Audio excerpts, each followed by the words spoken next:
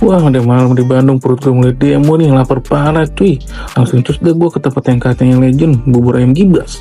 Rame banget, tapi tempatnya nyaman dan wangi, buburnya tuh nyambut dari pintu men. Tanpa pikir panjang gue order. Pas dateng, buset nih gila buburnya, daging ayamnya gede-gede banget. Perlu sampai nutupin buburnya, ini mah bukan topping, ini banjir ayam. Satu suap aja, langsung paham gue, kan tahu ini kenapa ini rame terus. Teksturnya yang lembut, gurih. Ayamnya berasa banget. Auto nambah ini mah gua. Ini buburnya bukan kaleng-kaleng lagi.